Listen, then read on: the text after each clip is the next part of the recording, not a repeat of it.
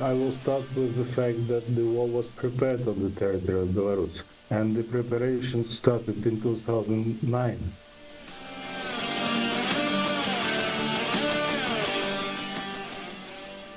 Hello, my name is Michael Anderson and I run this podcast and blog together with my fellow grumpy blogger Brian Bonner.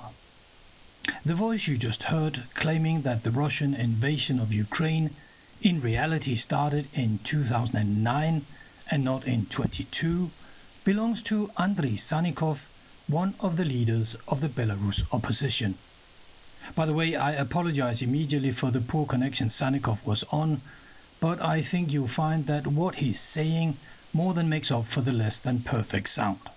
Back in the mid-1990s, Andrei Sanikov was the deputy foreign minister of Belarus, but since then he has spent almost 30 years fighting his former boss, Belarus dictator Aleksandr Lukashenko.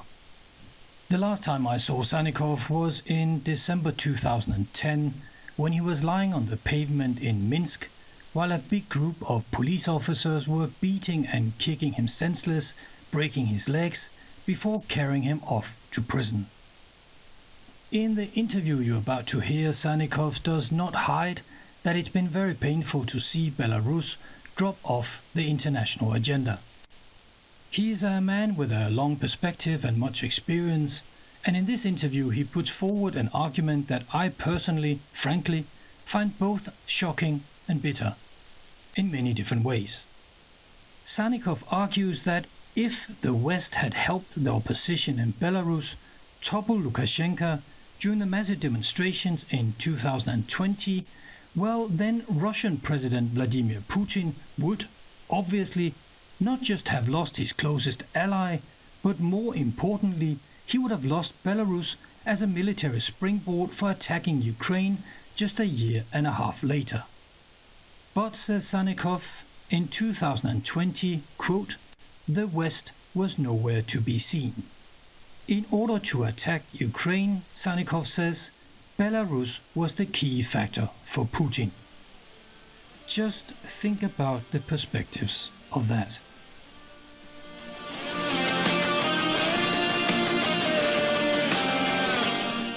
So Belarus was not only important strategically, it was the key factor for Russia to attack Ukraine. If Belarus managed to get rid of Lukashenko in 2020 with the help of the West, which was nowhere to be seen and to come to our rescue, then there would be no war. I'm sure about that. Even though the annexation of Crimea already happened, even though Donbass was occupied, Russia wouldn't dare to invade Ukraine because they needed this territory of Belarus. So I always say that Ukraine is the cornerstone for European security, but Belarus is a linchpin for the European security, because without this, depending on which side Belarus is, on the side of the eastern ever-aggressive Russia or on the side of democratic Europe, then the developments in Europe will be determined. So you really believe that if the opposition in Belarus in the summer of 2020 had been, lucky or more efficient and got rid of Lukashenko, you don't believe that Putin then would have dared to attack Ukraine a year and a half later? 100%. He needed this springboard. He was, as I told you, they look at all these Zapad exercises. They were done not on the territory of Russia, bordering Ukraine, but on the territory of Belarus. So the main preparations for the war were on the territory of Belarus, and this is strategically, it was the key factor for Putin to have Lukashenko regime to attack Ukraine. I will start with the fact that the war was prepared on the territory of Belarus because of Lukashenko. And the preparations started in 2009. And it was called Zapad 2009. and they were exercising all kinds of scenarios, but mostly those scenarios were directed towards Europe and towards Ukraine. And then these huge drills happened regularly, the latest being in 2021. And it was clear for us, it was absolutely clear for us, I mean, first of all, my team and their position in general, that Russia is preparing the onslaught on Ukraine from the territory of Belarus. And in the first days, Lukashenko was a complete, full-fledged participant of this mass invasion on the territory of Belarus, and full-fledged criminal guilty of killing Ukrainians, including innocent Ukrainians. And a lot depends on the outcome of this war, and that is why Belarusians are helping Ukraine any way they can. Ordinary Belarus, not only politicians, opposition politicians or civil society, but even ordinary Belarusians. And of course, you know that Belarusians are fighting together with Ukrainians against Russia in Ukraine, not starting from the this mass onslaught of Russia, but starting from 2014, when Crimea was annexed and when the Donbass was occupied. Sorry to interrupt. In fact, as I remember, the first person who was actually killed by Yanukovych's troops was a Belarusian. Yeah, it was Mikhail Zhizhnevsky, who was on Maidan defending the democracy and independence of Ukraine with arms in his hand. Yeah, unfortunately, he was one of the first victims. But we continue. I think Belarusians, there are several hundred of Belarusians who are fighting in Ukraine, and they don't conceal that they're fighting in Ukraine for Ukraine against Russia, but they mean also liberation of Belarus and freedom for Belarus and restoring Belarusian complete independence and sovereignty. Is this presumably for a Belarusian person to go to Ukraine and fight is illegal, I would guess, no? Yeah, it is illegal. So they would get in trouble if they actually returned home after this? Many of them already are sentenced to severe sentences because as extremists or terrorists, they're called all kinds of names, but they're fighting for Ukraine. Are there any opinion polls? And the other one, what is your feeling? What do Belarusians think about this? Forget about opinion polls in Belarus. I think that starting from late 90s, you cannot believe any opinion poll taken in Belarus. Even if you ask about the price of sausage, the answer will depend on who is asking. So forget about it. But, the best answer to this is that Putin didn't dare to order Lukashenko to cross the border, because they know very well the mood in the Belarusian society, and the army is part of the society. The army is not politicized, simply because Lukashenko doesn't have money to brainwash them.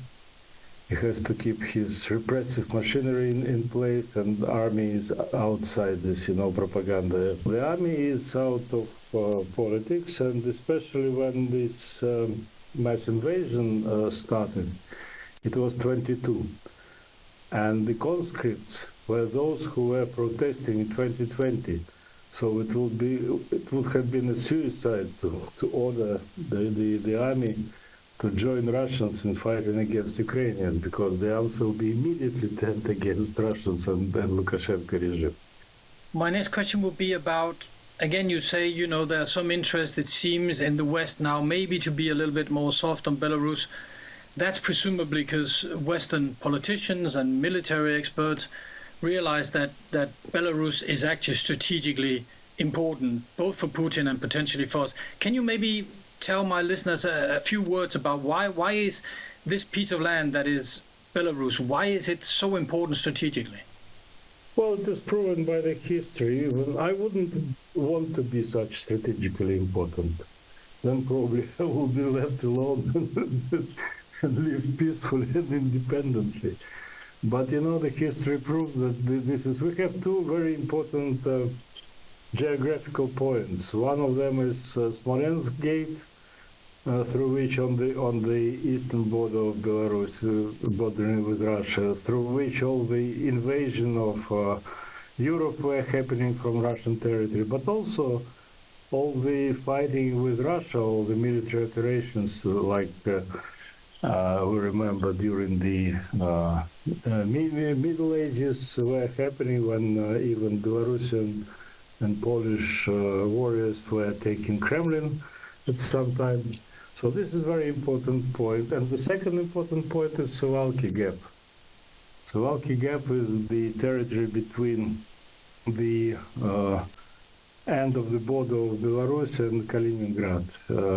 It goes through the territory of Poland and Lithuania. So it is called the Achilles sport of NATO, because and that was actually one of the scenarios during the Zapad 2009 drill on the territory of Belarus, to break through the Suwalki Gap towards Kaliningrad and cut off Baltic states from the rest of Europe.